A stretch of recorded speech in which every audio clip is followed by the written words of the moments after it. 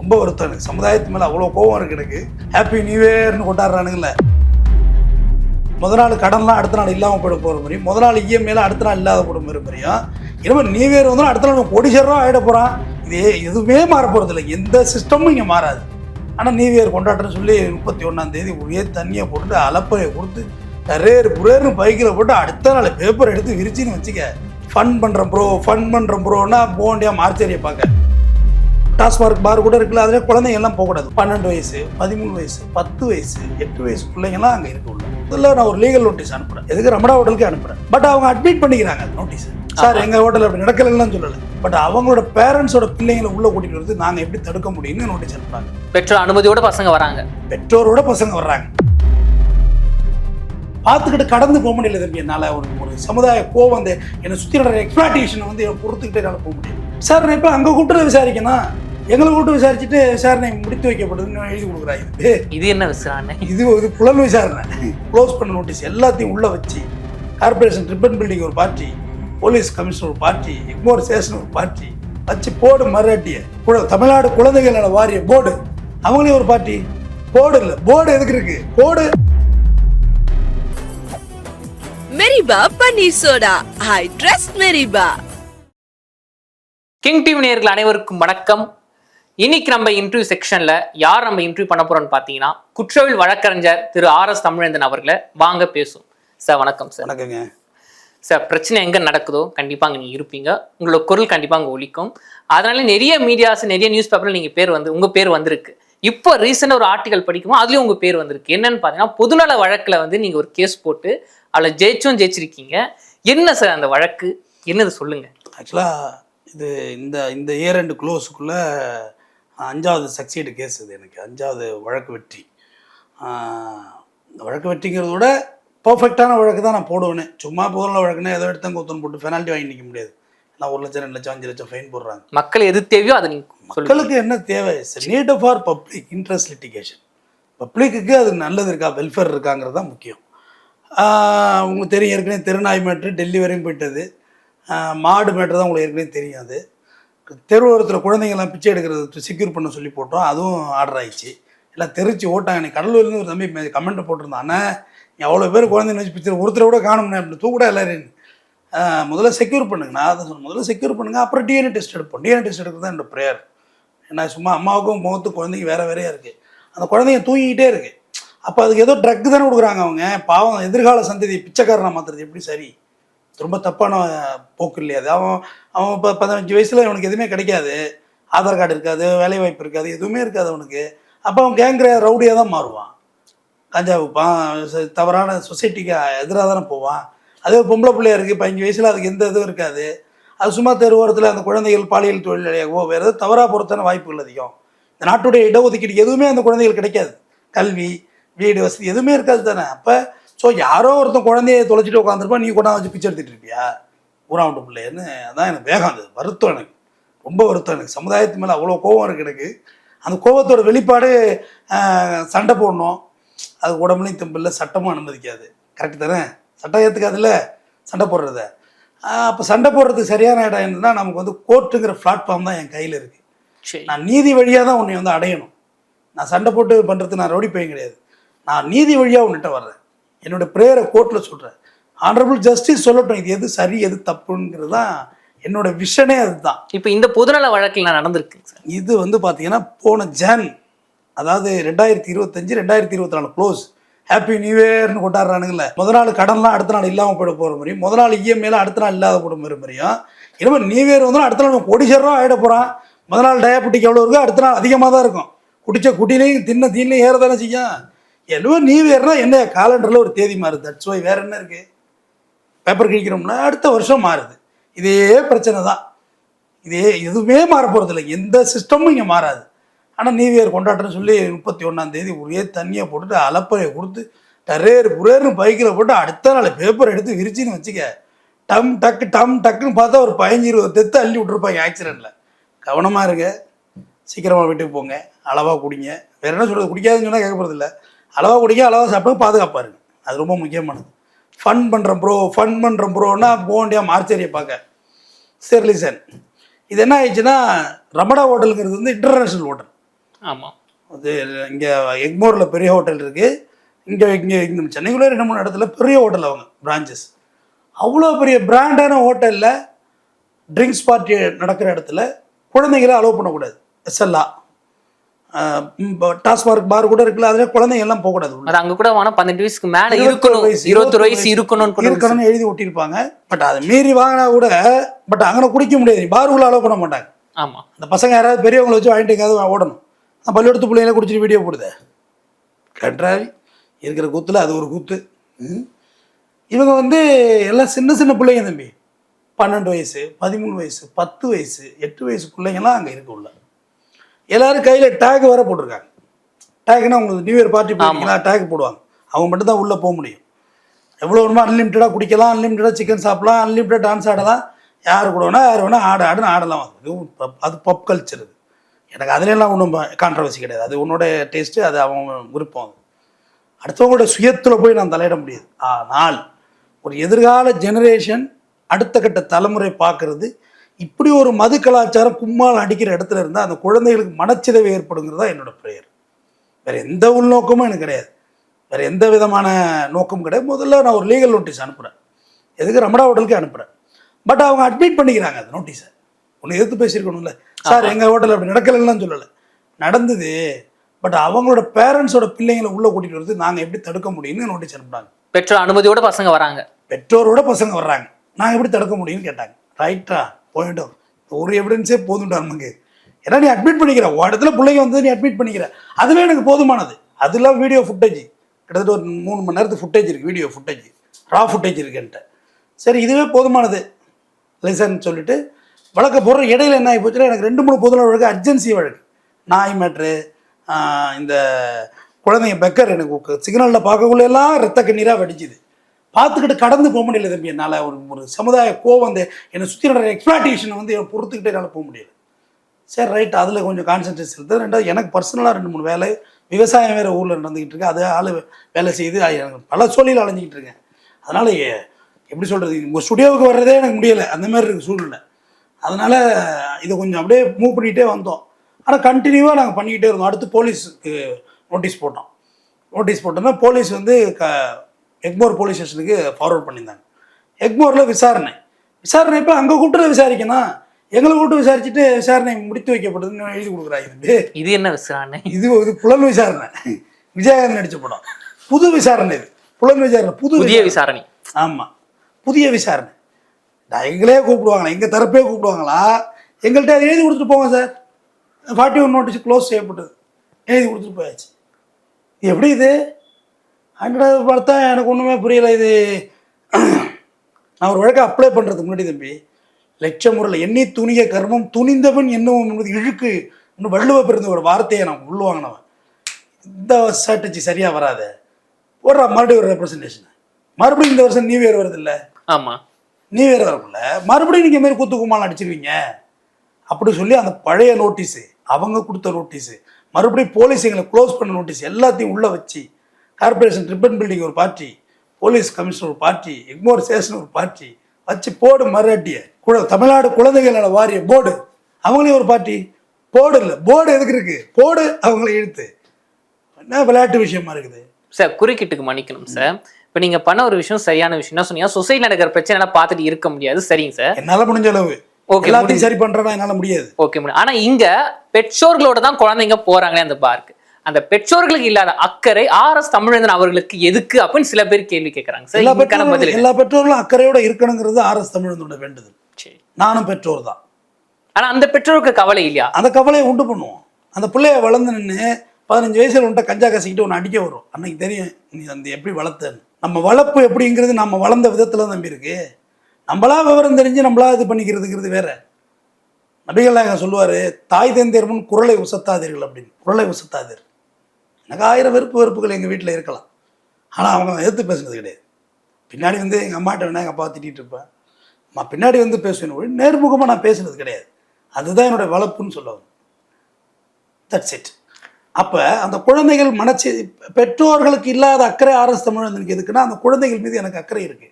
உன் மீது அக்கறை கொள்ள எனக்கு அனுமதி இருக்கா இல்லையா? இருக்குது சார். நீ நல்லா இருக்கணும், நல்லா இருப்பா, நல்லா முடிவெட்டிக்கோ, நல்லா ட்ரெஸ் பண்ணிக்கோ, நீட்டாக ட்ரெஸ் பண்ணு, வேலைக்கு போ, குடிக்காத, உடம்ப பார்த்துக்கோ, பைக்கில் மெதுவாக போ.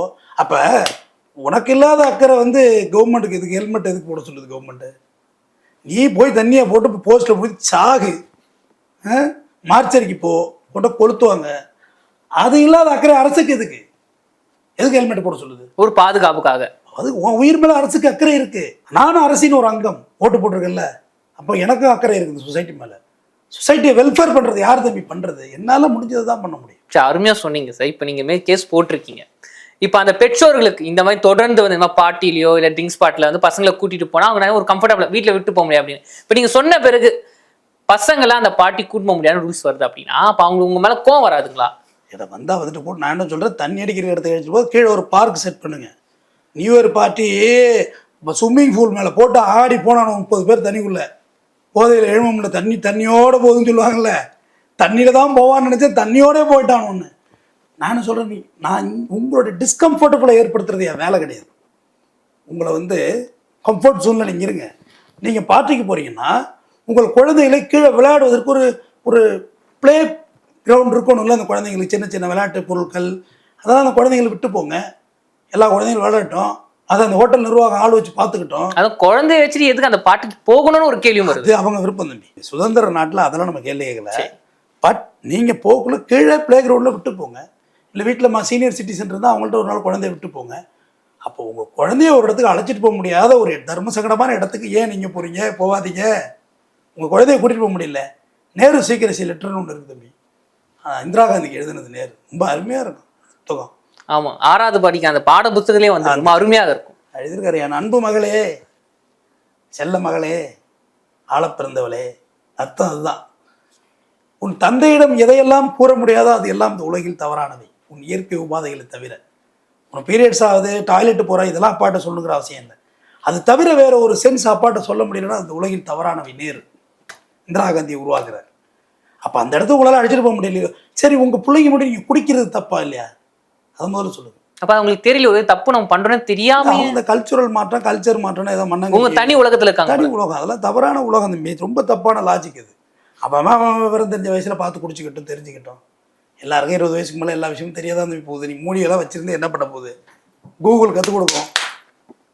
கூகுளே குடும்பம் கற்றுக் கொடுக்காத, கூகுள் கற்றுக் கொடுக்கும். அவ்வளோதானே? நீ குடும்பமாக சொல்லிக் கொடுப்போம் பொறுமையாக இருந்து. அப்போ அந்த குழந்தைங்களுக்கு ஒரு ப்ளே கிரவுண்டை கீழே வச்சுருட்டோம்.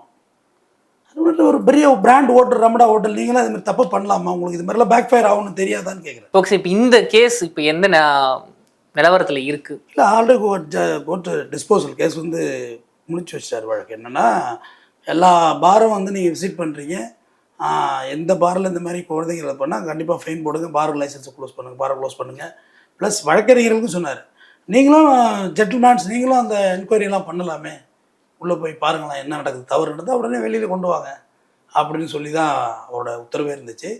கமிஷனருக்கு ஃப்ரெஷ் கம்ப்ளைண்ட் ஒன்று எங்களை லான்ச் பண்ண சொல்லியிருக்காங்க. யார்? கமிஷனருக்கு ஃப்ரெஷ் கம்ப்ளைண்ட் ஒன்று கொடுங்க, அது மேல் நடவடிக்கை எடுப்பாங்க அப்படின்றத தெளிவுபடுத்தியிருக்காரு.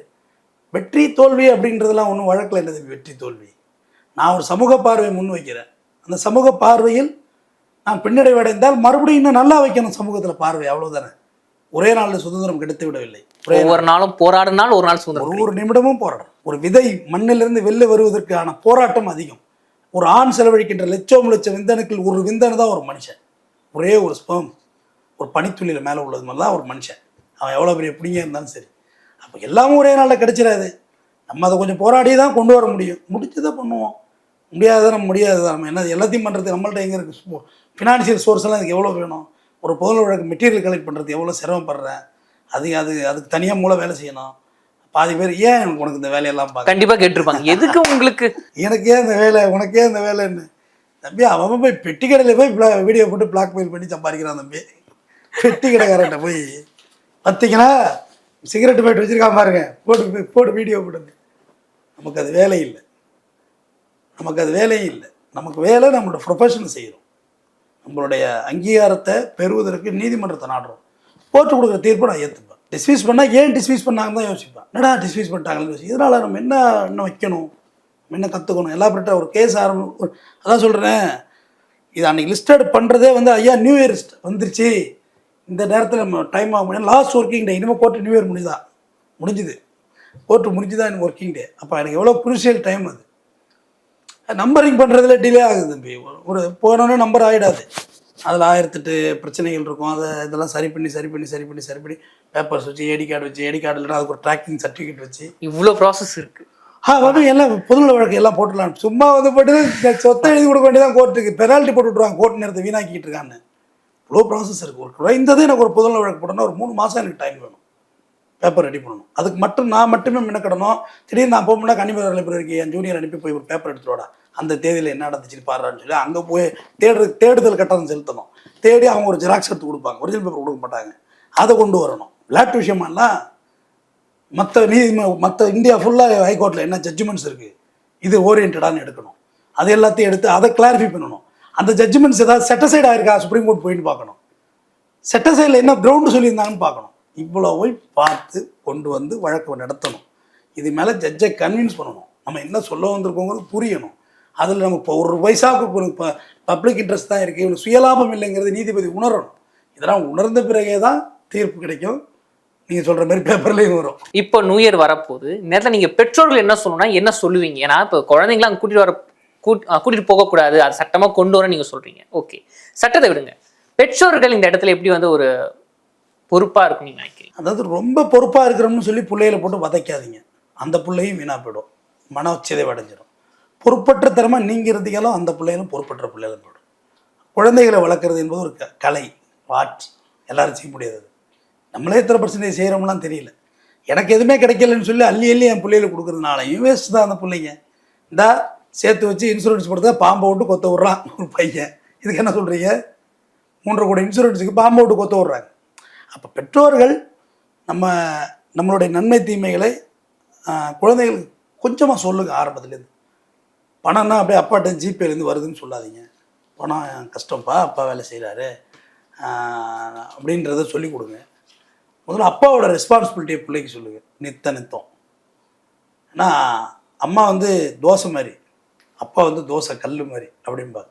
நான் ஒரு பட்டி கீழே போய் அப்பா கீழே இருக்க விரவு மாரி நான் எரிஞ்சு தான் கல் சூடாகணும், அது மேலே தோசை ஊற்ற முடியும். விறகு இருக்குல்ல, விறகு அது எரியணும். நெத்தம் எரிஞ்சால் தான் வீடு சுபிட்சமாக இருக்கும். ஸோ அதை சொல்லுங்கள். அம்மாக்கள் நீங்கள் அப்பாக்கள் மாதிரி இருக்க சின்ன சின்ன தவறுகளை அம்மாக்கள் வந்து பெருசாக்கி பிள்ளைங்கள்ட்ட சொல்லாதீங்க. அப்பா மத்தியா என்ன வேலை பண்ணுறான் பாருன்னா அந்த பிள்ளைகளுக்கு அப்பாவை பிடிக்காமே போயிடுது. அதையும் செய்யாதீங்க. அப்பா பிள்ளை சொல்கிற டேய், இந்த விஐபி படத்தில் சரண்யா சொல்லுவாங்க, நீ சிகரெட்டு குடி, தண்ணி அடி, என்ன ஒன்று இந்த அவர் முன்னாடி குரலை உசுத்தின கழுத்தறுத்துடும் சொல்லுங்கள, கொலை பண்ணி போட்டுருன்னு சொல்லுவாங்க சரண்யா அம்மா விஐபி தனுஷ. அப்புறமா சமுத்திரகன் சொல்லுவார், நீ அவனை திட்டிருக்க கூடாது, நீ என்ன இப்படி அடிச்சிட்டே அப்படின்னு. நான் திட்டாமல் அவன் நீங்கள் ஆளாளுக்கு சண்டை போட்டுட்டு கோச்சிட்டு போவீங்க, அதான் நான் திட்டினேன் அப்படி சொல்லுங்களா. அழகாக இருக்கும் அந்த அந்த அந்த அந்த போர்ஷன், ரொம்ப நல்லாயிருக்கும். சந்தோஷ் சுப்ரமணியம் ஒரு படம் இருக்குது, அதை பாருங்கள். பிள்ளைகள் வளர்க்குற படத்தை தான் எக்ஸாம்பிள் சொல்லலாம். எந்த புத்தகத்தை இலக்கியத்தை சொல்லி யார் போட்டு பார்க்க போகிறாங்க. சந்தோஷ் சுப்ரமணியத்தில் லட்சுமி தப்பு, அவன் வந்து நம்ம தான் நல்லது கிட்ட சொல்லணும் அப்படின்னு பாரு. அவன் லைஃப்ன்ட்டான், நான் என்ன சொல்கிறதுன்னு அவங்க அம்மா கேரக்டர் சொல்லும். கடைசியாக கிளைமேக்ஸில் வந்து நீங்கள் வந்து ரொம்ப நல்லாப்பா, யாருக்குமே கிடைக்காதப்பா, இதெல்லாம் என்கிட்ட முன்னாடி சொல்லியிருக்கலாமே அப்படிம்பாரு. இதெல்லாம் சொன்னால் நீங்கள் உடஞ்சிருவீங்கன்னு தப்பா நான் சொல்லலை அப்படிம்பாரு. யார்? சந்தோஷ் சுப்ரமணியம் அவங்க அப்பாட்ட, பிரகாஷ் ராஜிக்கிட்ட.